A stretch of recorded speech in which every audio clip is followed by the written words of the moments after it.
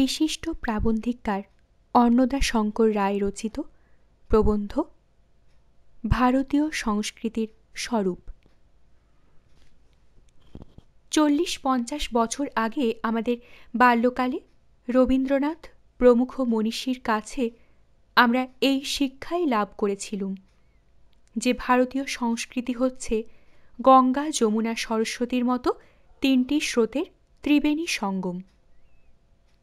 প্রাচীন আর্য বা হিন্দু, মধ্যযুগীয় মুসলিম বা সারাসেন, আধুনিক ব্রিটিশ বা ইউরোপীয়। গান্ধীজির অসহযোগ আন্দোলনের সময় একটি বেনি ছাঁটা হল।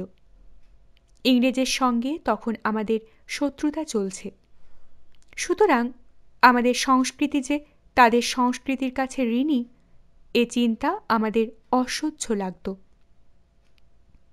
ভারতীয় সংস্কৃতি থেকে ইউরোপের দান বাদ দিলে যা থাকে তা হিন্দু মুসলমানের যৌথ সম্পদ।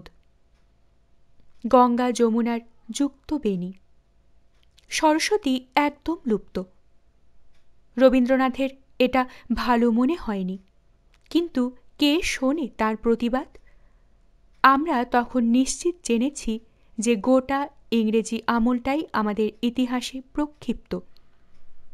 ওটা আমাদের ওপর গায়ে জোরে চাপানো হয়েছে। আমরা যদি ওর দ্বারা সম্মোহিত হই, তবে আমাদের সেটা দাস মানসিকতা। রামমোহন থেকে রবীন্দ্রনাথ পর্যন্ত সবাইকে আমরা দাস মানসিকতায় দাগি করে আত্মপ্রসাদ বোধ করলুম। কেবল ছাড় দিলুম সিপাহী বিদ্রোহের নায়কদের এবং তাঁদের মানসিকতায় দীক্ষিত হিন্দু মুসলমানদের। খেয়াল ছিল না যে ইংরেজের ওপর রাগ করে আস্ত আধুনিক যুগটাকে বর্জন করছি। তারপর বেঁধে গেল হিন্দু মুসলমানের দাঙ্গা।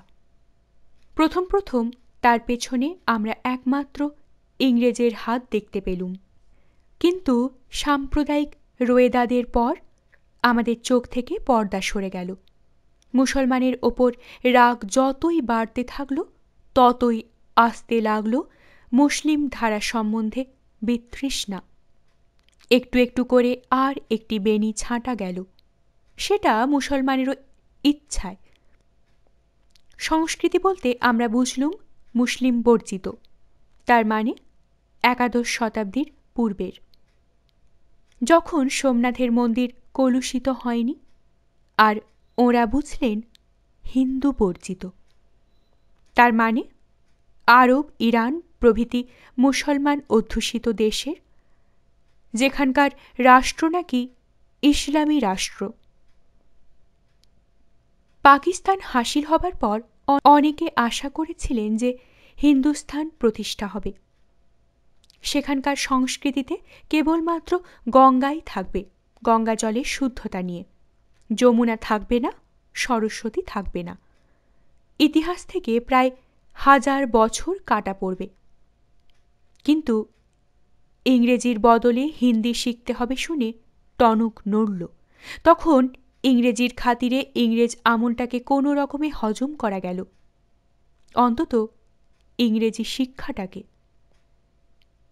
ইংরেজ আমলটা যত খারাপ হোক না কেন, ইংরেজি শিক্ষার প্রবর্তনটা বেশ ভালো কাজ করেছিল। তবে তাতে রামমোহনের বাহাদুরি নেই। তিনি যে মুসলমানদের দ্বারা পরিবৃত থাকতেন, সেটা নিষ্ঠাবান হিন্দুদেরই স্বীকৃতি। রামমোহন গেলে রবীন্দ্রনাথও যান, ব্রাহ্ম সমাজ যায়। থাকেন তাহলে শশধর, হাক্সলি ও গুজ। ইংরেজ আমলে ওইটুকুই আমাদের লাভ, আর সব লোকসান। এই কয় বছরে মাথা অনেকটা সাফ হয়েছে, তবে যবন বিদ্বেষ এখনও বিদ্যমান। সরস্বতীকে স্বীকার করে নেওয়া হচ্ছে, কিন্তু যমুনাকে না। উত্তরপ্রদেশ, যেখানে গঙ্গা যমুনার সঙ্গম, সেখান থেকে যমুনাকে সর্বতোভাবে সরাতে হবে। শাসনতন্ত্রে উর্দু পড়ানোর বিধান আছে, তবু উর্দু পড়ানো চলবে না। মুসলমান যদি থাকে তো হিন্দি পড়তে বাধ্য। তাও যদি সে পড়ল তবে তার গরু খাওয়া বন্ধ করতে হবে। এবার দেখা যাবে কেমন করে সে থাকে। তা সত্ত্বেও যদি থেকে যায় তবে অন্য কোনো উপায় খুঁজতে হবে, নইলে শুদ্ধি কেমন করে সম্ভব হবে? সংস্কৃতিকে শুদ্ধ করতে হবে, এ ভূত নামতে চায় না। যা 1000 বছর হলো মিশ্র, আজ তাকে অমিশ্র করার স্বপ্ন দেখা হচ্ছে। 1000 বছর, তার আগেও কি সে মিশ্র ছিল না?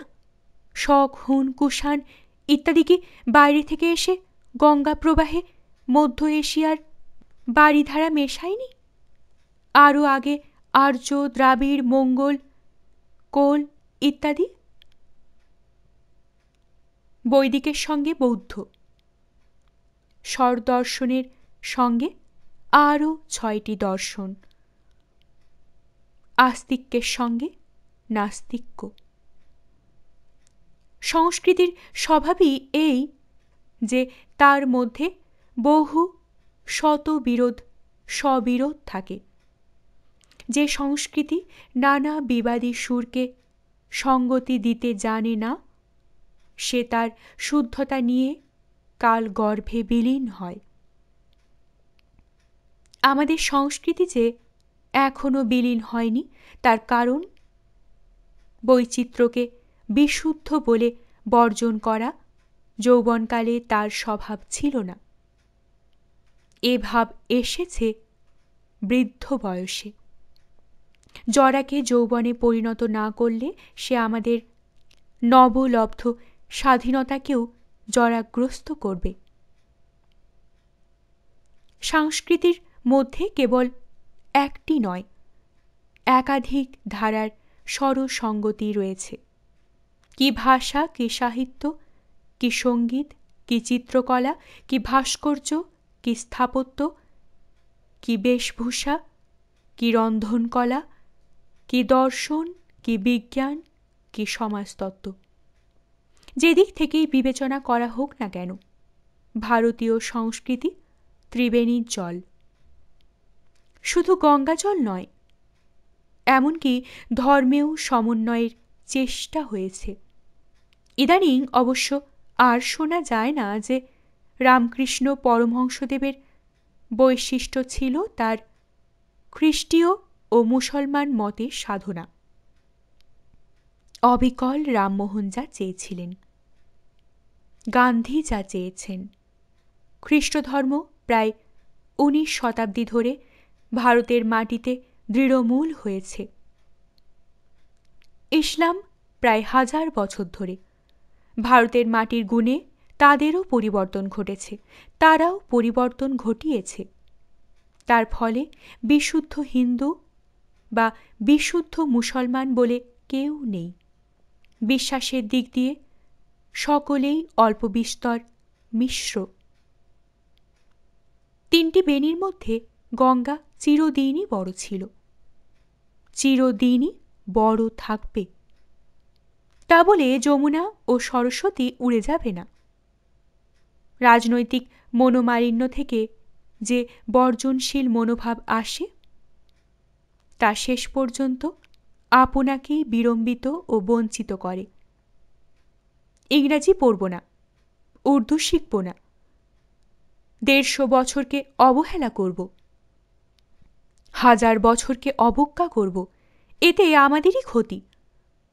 প্রকৃতিস্থ অবস্থায় মানুষ আত্মখণ্ডন করে না, ফিরিয়ে আনতে হবে সেই প্রকৃতিস্থ অবস্থা যা 40-50 বছর পূর্বেও ছিল।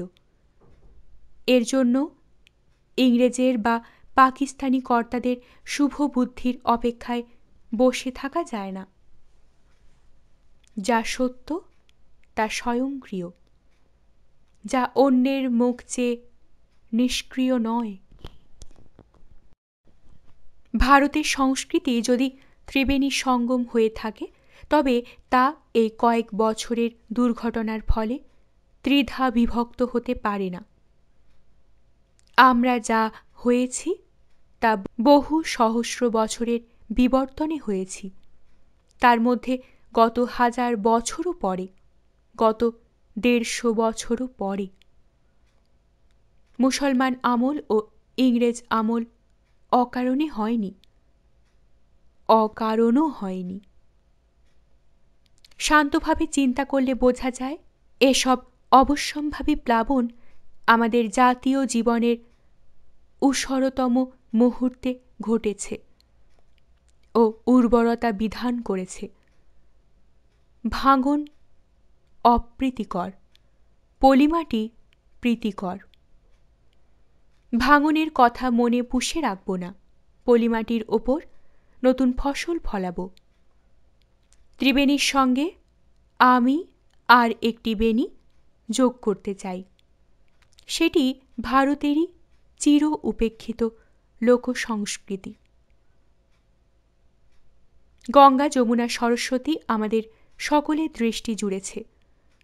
দৃষ্টির অন্তরালে রয়েছে ফল্গু। লোকসংস্কৃতির চর্চার জন্যে কোথাও কোনো ব্যবস্থা নেই। বিশ্ববিদ্যালয়ের ছাত্ররা তার ধার ধারে না। মাঝে মাঝে গ্রামের গায়কদের শহরে এনে গান করানো হয়, সেটা তাদের স্বস্থান নয়। সেখানে তাদের উপযুক্ত আবহাওয়া নেই। মাঠের রাখালকে এনে মঞ্চে দাঁড় করালে সে মাঠের অভাবে মাঠে বাঁশি বাজাতে পারবে না। সাঁওতাল সং সাজবে, বাউল বেল্লিক হবে। এদের চরিত্র ভ্রষ্ট করে কার কি লাভ? লোক সংস্কৃতির দিকে মন যাচ্ছে, এই যা সুফল। কিন্তু এতে বিশ্বাস রাখতে হবে। এটা চতুর্থ একটা ধারা, অথর্ববেদের মতো সবচেয়ে পুরাতন অথচ সবচেয়ে নতুন। এর ইতিহাস কেউ জানে না, অথচ সকলের ইতিহাস এর মধ্যে সংরক্ষিত হয়েছে।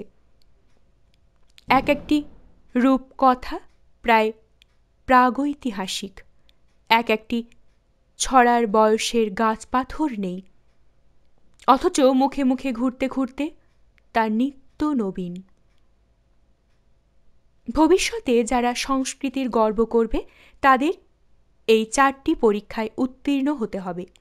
বৈদিক বৌদ্ধ সংস্কৃতির ম্যাট্রিকুলেশন, মুসলিম সংস্কৃতির ইন্টারমিডিয়েট, পাশ্চাত্য সংস্কৃতির বিএ আর লোক সংস্কৃতির এমএ। ইচ্ছা করলে উল্টো দিক থেকেও পাশ করা যায়, কিন্তু শিক্ষা অসমাপ্ত রয়ে যাবে যদি এর কোনো একটি অঙ্গ বাদ পড়ে। 4টি অঙ্গ মিলেই আমাদের সংস্কৃতি চতুরঙ্গ। ভালো লাগলে অবশ্যই লাইক করবেন, শেয়ার করবেন, চ্যানেলটিকে অবশ্যই সাবস্ক্রাইব করবেন, বেল আইকনটি প্রেস করবেন। আপনাদের অভিমত কমেন্ট বক্সে অবশ্যই জানাবেন। অনেক ধন্যবাদ। নমস্কার।